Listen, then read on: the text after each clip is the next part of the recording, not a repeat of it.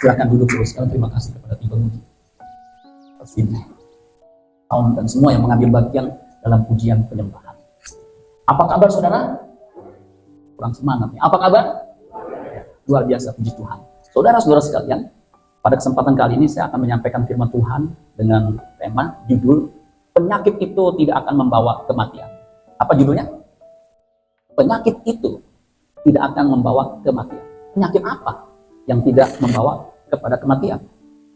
Apakah orang Kristen bisa sakit? Bisa. Pendeta bisa sakit nggak? Bisa mati nggak? Jangan semangat gitu saudara ya. Semua bisa sakit meskipun udah jaga kesehatan. Saya berusaha jaga kesehatan. Makan tidak berminyak. Tidak makan yang berlemak. Kecuali terpaksa saudara ya. Jaga olahraga. Tidur yang cukup. Nggak stres. Sakit juga saudara. Begitu. Apalagi yang nggak menjaga kesehatan, makan sembarangan. Jadi yang B1, B2 dia makan, bahkan B12 dia makan, sabun dia makan saudara ya. Nah, penyakit tidak membawa kematian. Penyakit apa yang tidak membawa kematian? Kenapa kok penyakit itu nggak bawa kematian? Padahal kan kenyataannya, faktanya penyakit bisa membawa kematian. Ada salah satu penyanyi favorit saya, bukannya Coldplay saudara sekalian, itu bukan favorit saya ya. Ada yang kalau Chris Martin tampil itu histeris. Kalau tahu Chris Martin itu vokalisnya Coldplay. Wah, orang sampai nangis begitu saudara. Sehingga ada Chris kita galung terus kalinya. Itu begitu saudara. Nah, ini penyanyi namanya Celine Dion. Itu kalau dia nyanyi saudara sekalian, saya pikir nih angelic voice, suaranya seperti malaikat gitu. Itu seangkatan sama saya kan ya. Saya bilang luar biasa. Itu penyanyi nomor 3 terkaya di dunia. Karena suaranya yang luar biasa.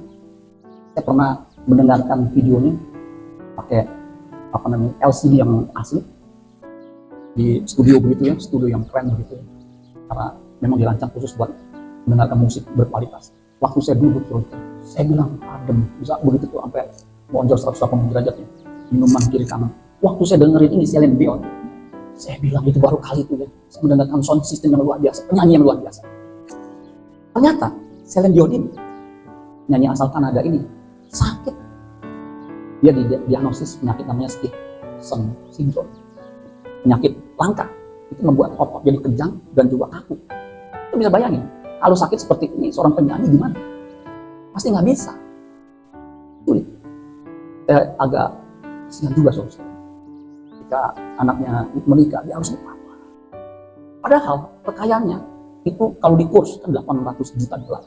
Itu sama dengan 12 triliun. 12 triliun itu 7 turunan, 8 tanjakan, 9 turunan. 11 selokan itu kagak habis-habis.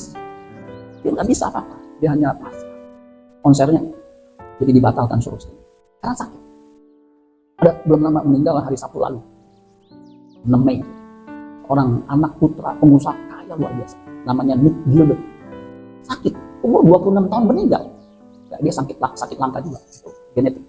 Sama penyakitnya neurofibromatosis yang menyerang saraf, sehingga sarafnya itu kayak ada tumor, itu sakit ya. Dioperasi luar biasa sampai 1 bulan mengalami sakit, akhirnya meninggal juga. Padahal ayahnya pengusaha kaya, dia sumbang buat yayasan meneliti penyakit yang namanya neurofibromatosis itu. Terus tahu nggak sumbangannya berapa? Itu miliar, sumbangannya luar biasa besar, hampir 300 miliar kalau nggak salah dengar saya saudara. Tapi anaknya sakit nggak sembuh, mati akhirnya. Jadi saudara sekalian, penyakit bisa membawa kepada kematian, apalagi penyakit langka. Ada yang namanya kalau udah kena sakit, dia incurable, artinya nggak bisa disembuhkan. Cirrhosis, begitu saudara sekalian. Nah di sini penyakit itu tidak akan membawa kematian. Ini siapa yang ngomong? Ya, begitu. Faktanya orang sakit mati, saudara. Yohanes pasal 11 ayat 4 sampai 5. Nah, saya sudah siapkan ayat-ayatnya saudara. Kita baca dari ayat 1 ya. Nah saudara perhatikan, ya, karena ini mengandung doktrin teologi tentang keselamatan. Nah tadi pagi beda sama yang sekarang saudara. Kalau saudara mau tahu tadi pagi khotbahnya apa, nanti lihat YouTube-nya GBI Filemon. Kalau mau langsung khotbahnya, lihat YouTube Cecep Suparman. Saudara lihat aja, ya, itu ada khotbahnya yang tadi pagi. Dikatakan begini, ada seorang yang sedang sakit, namanya Lazarus. Siapa namanya? Sedang sakit. Jadi belum meninggal ya, sedang sakit. Ia tinggal di Betania. Tinggal di mana? Betania, kampung Maria dan adiknya Marta. Jadi Maria kakaknya, adiknya Marta, kemungkinan besar Lazarus itu adiknya. Nomor 3 begitu. Maria ialah seorang perempuan yang pernah meminyaki kaki Tuhan dengan minyak mur dan menyekanya dengan rambutnya. Jadi apa yang kita lakukan, yang pernah kita lakukan buat Tuhan, itu dicatat. Makanya jangan ragu-ragu untuk berbuat baik. Dan Lazarus yang sakit itu adalah saudaranya. Kedua perempuan itu mengirim kabar kepada Yesus. Kalau sekarang WA atau SMS. Sekarang udah nggak SMS, WA. Tuhan dikabarkan, dia yang engkau kasihi sakit. Jadi orang yang Tuhan kasihi, orang percaya pun bisa sakit. Jadi kalau ada ajaran yang mengatakan orang Kristen nggak pernah sakit, itu bohong. Nggak usah ke dokter. Enggak, faktanya sakit. Ada pendeta yang mengatakan kalau dalam Kristus ikut ibadah nggak akan sakit. Padahal dia diam-diam sakit jantung ke dokter. Tapi di luar negeri, saudara. Jadi bukan begitu. Tuhan yang dia kasih sakit. Bisa. Orang percaya yang Tuhan kasih juga sakit. Ketika Yesus mendengar kabar itu, ia berkata, penyakit itu tidak akan membawa kematian. Nah, judul itu tuh, kalimat itu judulnya tuh, kalimat Yesus itu jadi judul khotbah saya ini. Penyakit itu tidak akan membawa kematian. Penyakit apa yang tidak akan membawa kematian? Nah, itu kan pertanyaannya. Padahal faktanya yang dia kasih sakit, mati. Tetapi akan menyatakan kemuliaan Allah. Sebab oleh penyakit itu, anak Allah akan dimuliakan. Yesus memang mengasihi Marta dan kakaknya dan Lazarus. Jelas, tiga-tiganya dikasihi. Lazarus sakit, meninggal. Jadi orang yang Tuhan kasih bisa sakit, bahkan bisa mati. Jadi saudara jangan berpikir, nggak bisa sakit, nggak bisa mati. Faktanya sakit, mati. Paulus, itu mujizatnya luar biasa. Sapu tangannya aja. Ketika orang ambil sapu tangan, saudara tahu kan sapu tangan kayak gini, sapu tangan buat sapu lidi ya. Ini dikepretin sama orang sakit, bisa sembuh. Itu kan luar biasa, itu nggak saudara sekali.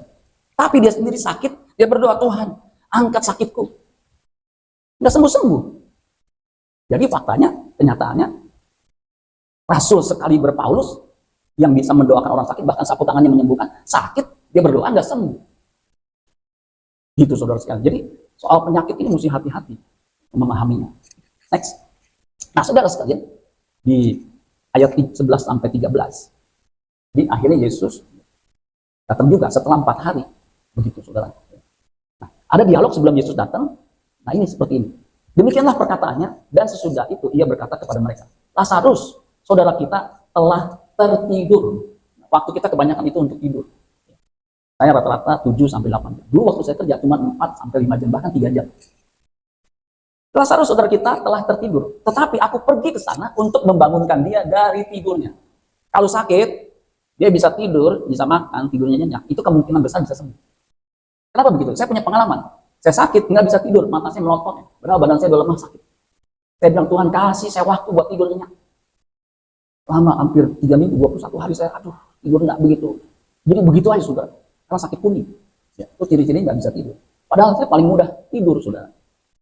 Nah, jadi kalau bisa tidur, sakit bisa tidur, kemungkinan bisa sembuhnya lebih cepat. Maka kata murid-murid itu kepadanya, ini pengetahuan umum ya, Tuhan, jikalau ia tertidur, ia akan sembuh. Tetapi maksud Yesus ialah tertidur dalam arti mati. Jadi tertidur menurut Yesus itu maksudnya mati. Lazarus itu mati, cuman bahasa halusnya tertidur. Kan ada bahasa, gaya bahasa, eufemisme.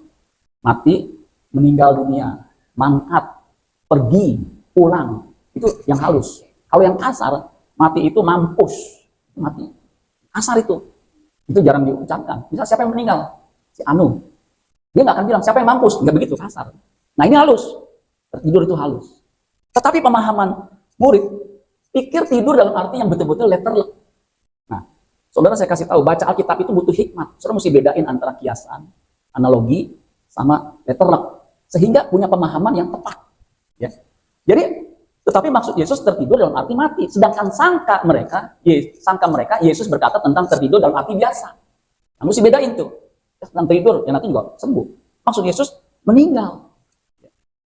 Next. Nah, kenapa? Ya, penyakit itu tidak akan membawa kematian. Tidak akan membawa kematian kedua. Kalau mati, sakit, kemudian mati, itu kematian fisik, itu memang nggak bisa dihindari. Itu pengetahuan umum. Saudara bukan seorang rohaniawan pun tahu. Semua orang pasti mati. Tetapi penyakit itu, bagi kita yang percaya, itu cuman, kalau dia mati, dia cuma tidur doang. Begitu saudara. Kenapa? Karena Yesus adalah kebangkitan dan hidup. Yesus ngomong nih, ketika Lazarus sudah mati 4 hari, ya, itu kan terjadi kehebohan. Maka bilang, kalau ada di sini mungkin nggak mati. Kenapa? Yesus bisa membangkitkan. Makanya di ayat 25 yang menjadi dasar ayat tema gereja kita tahun ini, ya, The Year of Church Revival, itu Yohanes 11 ayat 25 ini dia. Jawab Yesus, akulah kebangkitan dan hidup. Barang siapa percaya kepadaku, ia akan hidup walaupun ia sudah mati. Ini khotbah yang sering, ayat ini yang sering dikhotbahkan ketika pemakaman. Karena memang cocok. Akulah kebangkitan dan hidup. Barang siapa percaya kepadaku, jadi siapa saja yang percaya kepadaku, ia akan hidup walaupun sudah mati. Jadi saudara yang percaya Yesus, kalau mati, itu akan hidup. Amin, saudara sekalian. Makanya kalau di dalam Tuhan, percaya Yesus, kematian itu bukan jadi masalah utama. Bahkan menjadi jembatan emas kita menuju kepada kekekalan. Dan setiap orang yang hidup, kalau Lazarus sudah mati kan, dia percaya Yesus, dia akan hidup walaupun dia tadi sudah mati. Nah kita nih, yang ibadah ini kan pasti hidup, nggak ada mayat yang ibadah, betul nggak? Nah itu, setiap orang yang hidup, saudara dan saya, dan perhatikan, hidup plus dan yang percaya kepadaku tidak akan mati selama-lamanya. Mati selama-lamanya itu kematian kedua, kematian kekal di neraka. Jadi orang percaya, dia sakit, dia mati secara fisik, tetapi dia tidak akan mengalami kematian kekal. Kematian kekal itu di neraka, masuk neraka itu enggak sehari 2 hari, saudara. Ingat, jangan main-main dengan kekekalan. Masuk neraka bukan sehari 2 hari. Kalau masuk rumah sakit 3 hari, emang nggak nyaman, jujur aja. Jangankan yang sakit, yang nungguin nggak nyaman. Kok tahu Pak? Saya ngalamin. Istri saya waktu sakit kemarin tuh operasi kan kelas 3. Dua operasi yang dia 3 kali yang ini. Yang kedua sebelumnya itu VIP, bahkan VVIP. Jadi kalau yang jaga udah dikasih makan, dapat ekstra bednya lagi yang empuk. Tapi kalau kelas 3 nggak ada. Istri saya udah khawatir nih, ntar laki gue bisa tidur nggak? Betul aja. Saya udah pakai itu tuh matras. Jadi waktu saya tidur miring, saya kan tidur miring ya. Otak saya sih nggak miring, tidurnya miring. Baru 5 menit ini saya nih tulangnya. Terus tahu kan ya, saya kan nggak gemuk. Jadi ketika miring, tulang panggul kena ubin. Saya bilang sakit. Saya balik lagi ke kiri, sakit. Saya telentang, sakit. Saya tengkurap, apalagi. Jadi saya melek aja. Istri saya malah bisa tidur. Sengsara, saudara sekalian. Saya 3 hari nggak mandi, Pak. Biasanya sehari mandi itu saya 2 kali. Beda sama istri saya. Saya sering mandi. Jadi itu 3 hari saya kagak mandi, cuma kagak tahan aja, saudara. Nggak nyaman masuk rumah sakit. Bahkan meskipun VIP juga nggak nyaman. Betul nggak, saudara sekalian? Lebih nyaman di rumah. Jadi ketika saya pulang, 3 hari begitu nggak mandi, akhirnya saya pulang, saya mandi, saya keramas, 2 hari begitu, saudara. Kemudian waktu saya pulang, kemudian saya tidur, saya bilang, ini kayak di surga ya, bisa tidur nyenyak gitu. Nah, masuk neraka, itu nggak 3 hari, sengsara kemudian bebas, selama-lamanya. Makanya jangan main-main. Tapi kalau kita percaya Yesus, tidak akan mati kekal, tidak akan masuk neraka. Percayakah engkau akan hal ini? Ini pertanyaan Yesus juga untuk kita semua. Percayakah saudara, kalau saudara yang hidup percaya Yesus tidak akan mati kekal, tidak akan masuk neraka? Ada yang nggak amin, ada yang nggak percaya nih, saudara. Pastikan ini menjadi pemahaman yang kita hidupi. Sebab hidup kita ini hanya mempersiapkan hari kematian. Saudara boleh jaga kesehatan.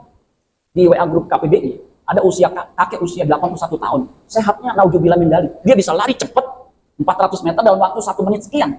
Bayangin kakek 81 tahun bisa lari gitu. Bingung orang. Itu manusia langka, saudara. Kenapa? Dia jaga kesehatan. Nah, kakek ini bisa mati juga nanti. Bisa.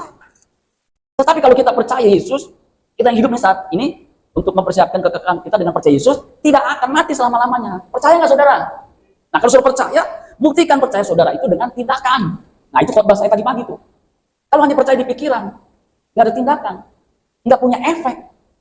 Misalnya saudara mau sehat, harusnya kan jaga makanan kayak tadi, jaga istirahat cukup, stres dihindari kalau bisa. Udah tahu kan? Tetapi saudara mau sehat, makan sembarangan, tidur begadang terus, padahal udah dilarang sama Om Irama. Begadang jangan begadang, tapi dia begadang. Bisa nggak sehat? Nggak bisa. Sama, percaya. Cuma dalam pikiran, tindakan enggak. Mati, yakin masuk surga, nggak bisa. Nehi si meleketi itu berjahe, nggak bisa. Mesti ada tindakan.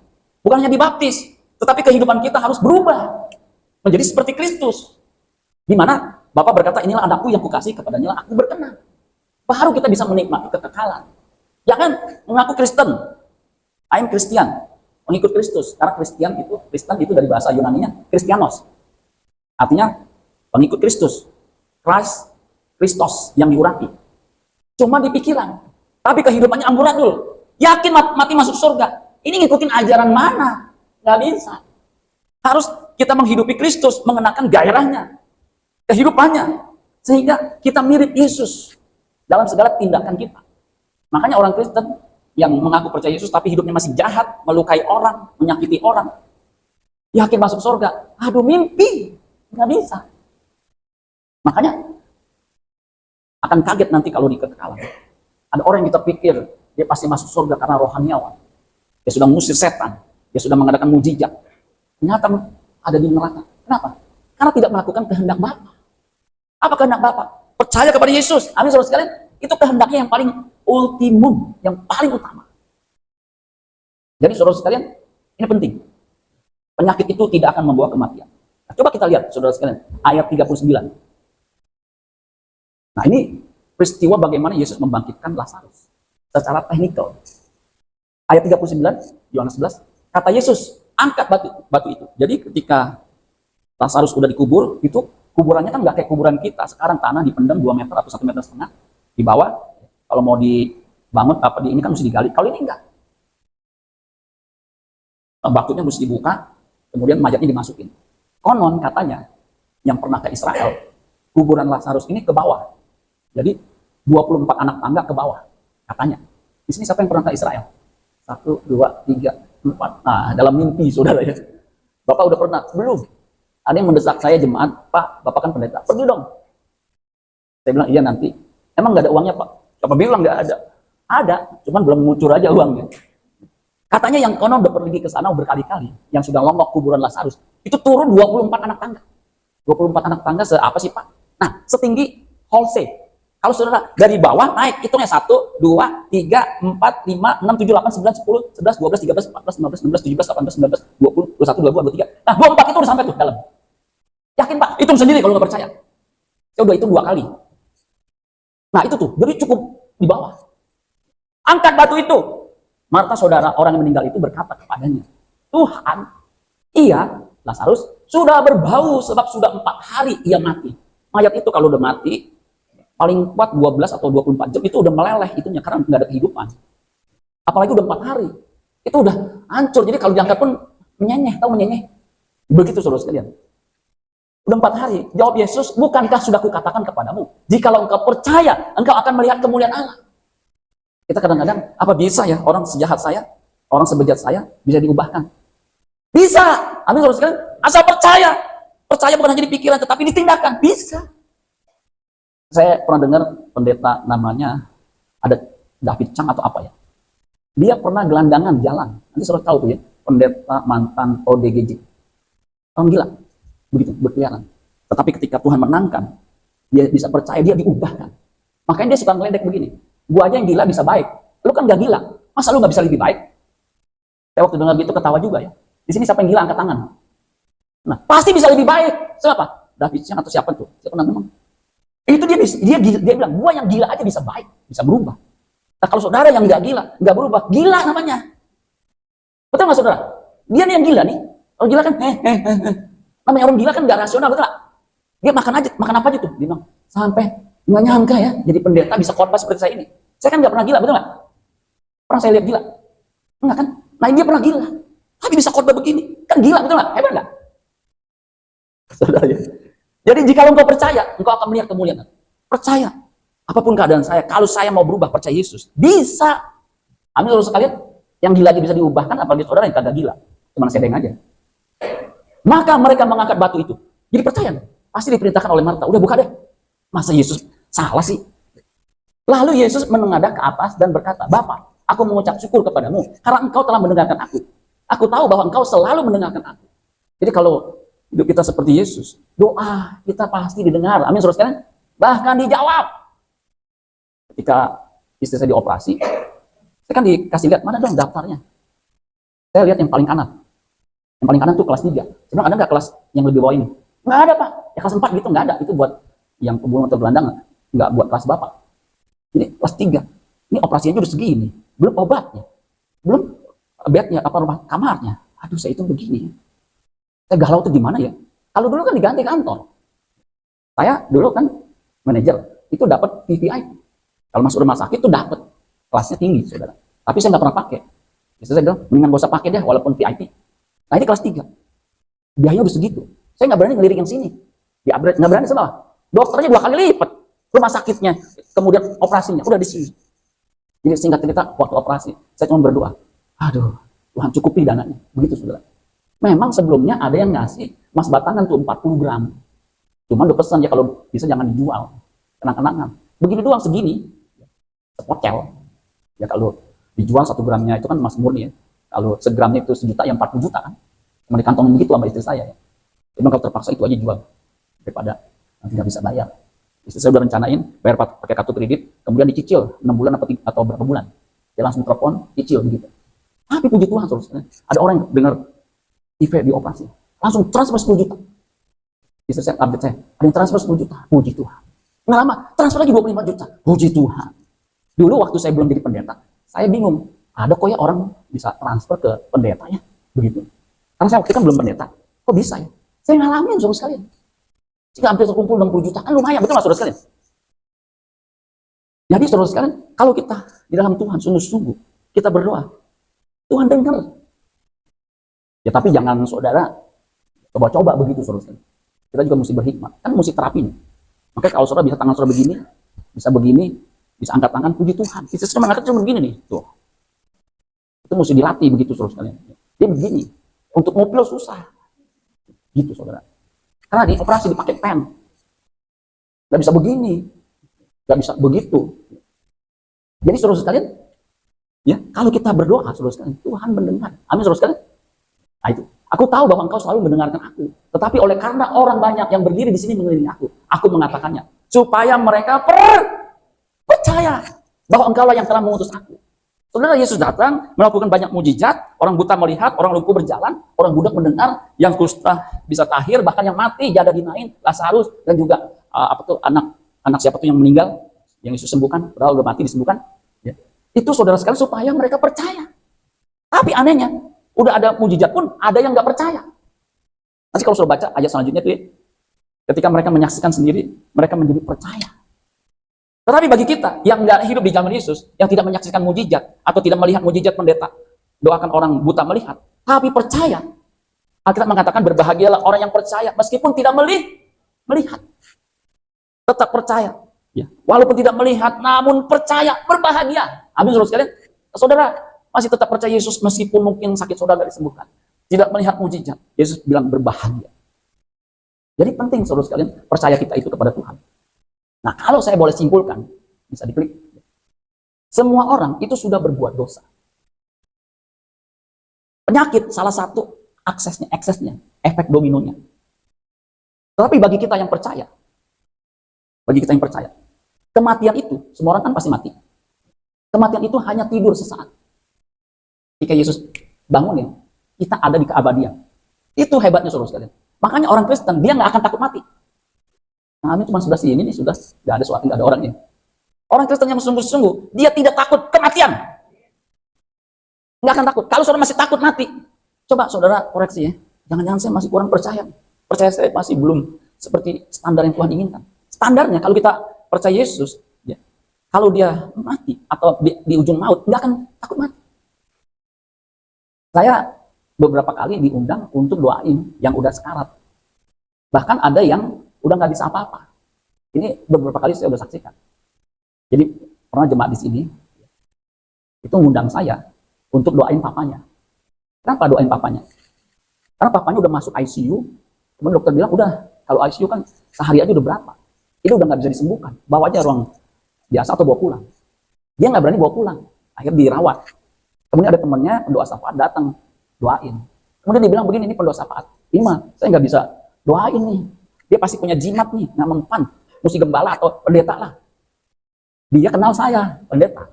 Jadi dia telepon saya, WA saya. Bisa nggak Pak datang? Di mana? Cikini. Saya ada pelayanan hari itu, hari Jumat. Saya bilang saya bisa paling jam 2 paling cepat. Habis pelayanan saya langsung ke situ, karena Sudirman ada ke situ. Ya udah nggak apa-apa Pak. Singkat cerita, habis pelayanan saya ke situ.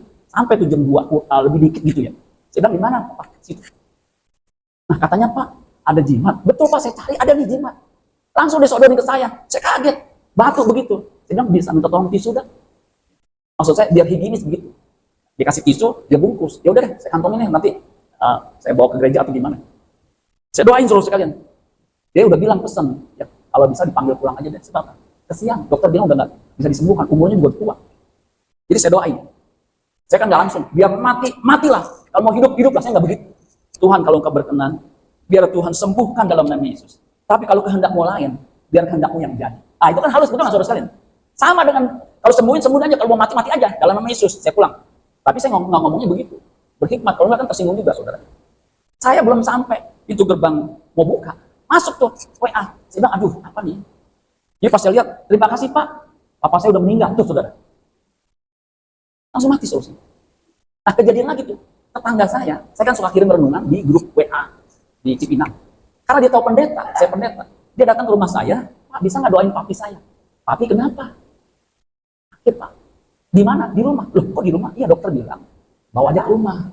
Karena udah terminal. Di rumah diapain? Kasih oksigen. Kemudian ada suster. Jadi tolong doain Pak. Maksudnya saya tegas terus kan? Ya kalau memang Tuhan sembuhkan, sembuh. Tapi kalau meninggal, saya semua keluarga udah rela. Keluarga udah di sini semua, udah. Tapi ada yang di luar negeri udah tahu dah, ini aja. Nah, saya dijemput, langsung saya datang ke sana kan. Saya doain, sama doanya kurang lebih begitu. Saya pulang, nah ini bertahan cukup lama tuh. Itu hari apa begitu? 3 hari baru dapat kabar, saudara, 3 hari. Makasih Pak, papa saya udah meninggal dengan tenang. Nah ini yang menarik nih, ini masih sadar ya. Jadi, Om, saya Cecep Suparman, saya mau doain Om. Mau Om? Mau. Om udah percaya Yesus? Sudah, dia udah percaya Yesus Pak. Saya ulang-ulang, percaya Yesus, juru selamat, percaya. Yakin. Kalau udah kayak gini kan kita tenang. Saudara, itu anaknya juga tenang. Jadi waktu didoain, besok belum meninggal. Nggak kayak tadi tuh, belum sampai rumah udah mati saudara. Ini 2 hari, 3 hari, hari ketiga. Saudara, jadi terus sekalian, bagi kita yang percaya, kematian itu seperti tidur, nggak usah takut, amin. Saya pernah dulu menguburin seorang, dia hamba Tuhan pendeta, lebih senior dari saya umurnya. Sambil nunggu, cerita itu yang dampingi PDP juga ya, PDP gitu. Dia bilang, Pak, pendeta ini yang nanti kita kubur, itu waktu meninggal ketakutan Pak. Ketakutan gimana? Dia gelisah. Saya korek, mungkin ada anaknya yang menjadi beban dia. Enggak ada Pak. Kok bisa? Saya bilang, enggak tahu Pak. Dia bilang, tapi saya bilang, Om, tenang Om, percaya kan? Om yang percaya Yesus, tenang Om. Ya gitu semua. Bayangin, pendeta mati di ujung maut ketakutan. Saya berdoa jangan sampai saya di ujung maut itu nyari-nyari. Saya udah bilang sama istri saya, kalau udah parah sakit saya, gak usah dibawa rumah sakit. Sebab apa? Habisin duit. Kalau perlu gak usah kasih makan, biar dia mati lebih cepat. Sebab apa? Kematian bagi kita yang percaya itu cuma tidur, amin. Jangan takut mati. Di sini siapa yang takut mati? Angkat tangan. Kita tunjuk, salibkan dia. Gak usah takut mati, saudara sekalian. Kenapa? Bagi orang percaya cuma tidur. Nanti Yesus bangkitkan. Bangunin. Bangun di keabadian. Hidup kekal. Amin, saudara sekalian. Makanya pastikan saudara percaya Yesus. Kalau mau dibangkitkan hidup kekal. Jangan sampai kita mati masuk neraka. Masuk neraka berkali-kali saya bilang, itu kalau udah masuk nggak bisa, kembali lagi. Kalau saudara gagal masuk perguruan tinggi negeri, ada swasta. Gagal masuk PNS, ada perusahaan swasta. Gagal jatuh cinta sama orang kita kasih, gagal, nggak apa-apa. Nggak bisa sama si Amoy, sama si Meling, nggak masalah. Tapi kalau masuk neraka, nggak bisa kembali. Nggak bisa. Makanya pastikan saudara percaya Tuhan Yesus. Karena kematian orang yang dikasihnya itu seperti tidur. Coba kita lihat terus. Next. Roma pasal 3 ayat 23. Karena semua orang sudah berbuat dosa. Tadi jelas. Dan telah kehilangan kemuliaan Allah. Jadi ketika Adam jatuh dalam dosa, semua orang keturunannya berdosa. Upah dosa, sebab upah dosa ialah maut. Roma 6 ayat 23. Tetapi karunia Allah ialah hidup yang kekal dalam Kristus Yesus Tuhan kita. Jadi Yesus Kristus itu karunia Allah, anugerah Allah. Yang membuat kita, memungkinkan kita hidup kekal. Kalau terjemahan bahasa Indonesia masa kini mengatakan begini, sebab kematian adalah upah dari dosa. Jadi kematian itu, mati secara jasmani maupun mati kekal itu karena dosa. Tetapi hidup sejati, hidup kekal, dan kekal bersama Kristus Yesus Tuhan kita adalah pemberian yang diberikan oleh Allah dengan cuma-cuma. Jadi dia pemberian, makanya selalu terima dengan iman. Amin, saudara sekalian. Dan terima dengan iman disertai dengan tindakan kehidupan kita harus seperti Kristus. Baru kita bisa dibangkitkan. Karena hanya orang yang salah yang bisa dibangkitkan, yang bisa didengarkan. Next. Di Roma pasal 5 ayat 12, di situ dijelaskan bagaimana dosa bisa menjalar. Nah, itu dijelaskan secara teologis. Sebab itu sama seperti dosa telah masuk ke dalam dunia oleh satu orang, namanya Adam. Jadi Adam berdosa, Semua manusia yang menjadi keturunan Adam terhisap menjadi dosa juga. Dan oleh dosa itu juga maut, kematian. Demikianlah maut itu telah menjalar kepada semua orang. Karena semua orang telah berbuat dosa. Jadi seperti pandemi. Jadi ketika Adam jatuh dalam dosa, dosa itu seperti penyakit menjalar ke semua orang. Semua kena virus yang namanya kematian. Jadi ketika orang lahir jebret, itu udah divonis mati, ada virus kematian. Nggak bisa dihindari. Jadi ketika lahir pasti mati, mati fisik. Tetapi bagi kita yang percaya, kita bisa mati fisik, tetapi tidak akan mengalami kematian kekal, alias masuk neraka. Enggak. Itu jelas. Nah, ayat 17 dan 19 dari pasal yang sama dijelaskan begini, Roma 5 ayat 17. Sebab jika oleh dosa satu orang, maut telah berkuasa oleh satu orang itu. Adam berdosa, maut menjalar. Maka lebih benar lagi mereka yang telah menerima kelimpahan kasih karunia dan anugerah kebenaran akan hidup dan berkuasa oleh karena satu orang, yaitu Yesus Kristus. Jadi keselamatan hanya ada dalam Yesus Kristus. Sebab di bawah kolong langit ini tidak ada nama lain yang diberikan kepada manusia yang olehnya kita dapat diselamatkan. Nggak ada. Hanya nama Yesus yang bisa menyelamatkan. Amin, saudara sekalian. Sebab itu sama seperti oleh satu pelanggaran, semua orang beroleh penghukuman. Demikian pula, oleh satu perbuatan kebenaran, semua orang beroleh pembenaran untuk hidup. Yesus ketika hidup, hidupnya benar. Tidak ada satu dosa pun yang dilakukan. Sehingga dia berkata, Yohanes pasal 8 ayat 46, siapa di antaramu yang membuktikan aku berbuat dosa? Nggak ada. Karena hidupnya tidak bercacat, tidak bercela. Dia seperti domba yang dipersembahkan, yaitu yang tidak bercacat, tidak bercela. Jadi selama hidupnya 33,5 tahun, dia tidak melakukan dosa apapun. Meskipun sebagai manusia, bisa lapar, bisa haus, bisa berdosa. Tetapi Yesus tidak melakukannya. Makanya Pilatus mau memeriksa dia sampai 3 kali. Sehingga Pilatus itu bukan hanya pemimpin, tetapi juga hakim yang bisa tahu apakah orang bisa salah atau enggak. Dia mengatakan, tidak aku jumpai satupun kesalahan dalam dirinya. Sehingga dia layak dihukum mati dengan disalibkan.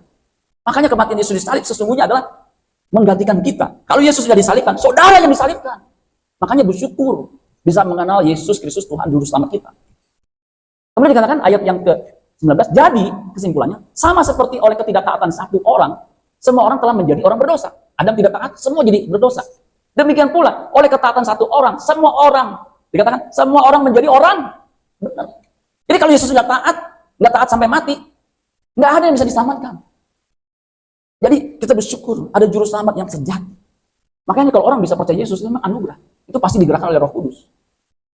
Dan jangan berhenti hanya percaya Yesus, harus mau dimuridkan, diubah hidupnya, karakternya, sehingga berkualitas sekualitas dengan yang Bapa kehendaki. Amin, saudara sekalian. 1 Korintus 15 ayat 55 sampai 57. Nah, ini dijelaskan. Sengat maut itu kematian kekal. Itu sudah ditimpahkan kepada Yesus. Sehingga kita yang percaya, sengat maut itu tidak lagi kena. Ibarat kalau pandemi kita dikasih vaksin, sehingga ketika ada penyakit, kita punya kekebalan. 1 Korintus 15 ayat 55 dikatakan, hai maut, di manakah kemenanganmu? Maut itu kematian kekal. Hai maut, di mana sengatmu? Sengat maut ialah dosa, dan kuasa dosa ialah hukum Taurat. Tetapi syukur kepada Allah yang telah memberikan kepada kita kemenangan oleh Yesus Kristus Tuhan kita. Jadi dengan kematian di kayu salib, itu menjadi kemenangan buat kita yang percaya. Sehingga sengat maut tidak mempan lagi kepada kita. Sebab apa? Sudah ditanggung. Ibarat kalau saudara lihat kumbang, ketika kumbang itu disengatkan kepada orang, sekali, dia udah nggak bisa sengatin orang lain lagi. Sebab apa? Udah ditanggung di situ. Makanya ketika di Yesus di kayu salib, ada satu kalimat dari 7 kalimat Yesus berkata, tetelestai. Artinya, sudah selesai. Jadi saudara sekalian, hanya dalam kekristenan yang ada namanya penebusan. Di luar Kristen nggak ada penebusan. Makanya bagi kita yang percaya, yang hidup benar di hadapan Tuhan, kematian itu berharga. Amin, saudara sekalian. Jadi, nggak ada lagi persoalan yang besar, nggak ada. Saya masih miskin, Pak. Itu bukan persoalan. Saya masih susah, Pak. Bukan persoalan. Sakit saya belum sembuh. Bukan persoalan. Udah dibilang. Yang menjadi persoalan, apakah saudara percaya Yesus atau enggak? Sebab ini menentukan kekekalan saudara. Makanya, kalau kita yang dikasih Tuhan, kematian kita berharga. Mazmur 116 ayat 15. Firman Allah yang hidup. Terjemahannya mengatakan begini. Orang-orang yang dikasihinya sangat berharga bagi dia. Dan ia tidak membiarkan mereka mati dengan begitu saja.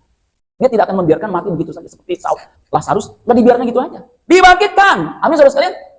Kalau berharga di mata Tuhan, kematian semua orang yang dikasih. Jadi sepanjang saudara hidup saleh menjadi orang yang dikasih Tuhan, kematiannya berharga. Wahyu 14 ayat 13 dikatakan gitu. Dan aku mendengar suara dari surga. Ini suara surga nih. berkata, tuliskan, berbahagialah orang-orang mati yang mati dalam Tuhan. Jadi catat, kata kuncinya dalam Tuhan. Itu adalah syarat mutlak. Kalau dalam Tuhan, kematian itu betul-betul berharga. Menjadi orang berbahagia. Berbahagialah orang-orang mati yang mati dalam Tuhan sejak sekarang ini. Sungguh, kata roh, supaya mereka boleh beristirahat dari jerih lelah mereka. Karena segala perbuatan mereka menyertai. Jadi bagi kita yang percaya, kematian itu seperti beristirahat. Ya, seperti tidur, saudara. Begitu. Sehingga nggak ada yang menakutkan. Masalah apa? Bebas, saudara. Dulu yang membuat saya agak khawatir ketika saya full time adalah apa? Uang, penghasilan. Karena saya kan dari remaja pemuda itu bergaul sama pendeta. Kebetulan pendetanya kebanyakan bukan seperti pendeta yang sekarang ini, yang mobilnya Bentley, yang mobilnya Rolls Royce. Saya kan pernah lihat tuh, mobilnya Rolls Royce. Yang dulu aja harganya 2,5 M. Sekarang Rolls Royce itu 12 M. Tapi pendeta-pendeta yang biasa begitu. Yang kadang-kadang transportasinya aja mesti naik bus begitu, saudara. Jadi itu tertanam dalam diri saya. Ketika saya mau ada dorongan untuk full time, itu berat buat saya. Kenapa? Saya udah nyaman, udah enak. Saya udah kejar sehingga posisi saya cukup lumayan. Dapat gaji, dapat saham, saham dapat.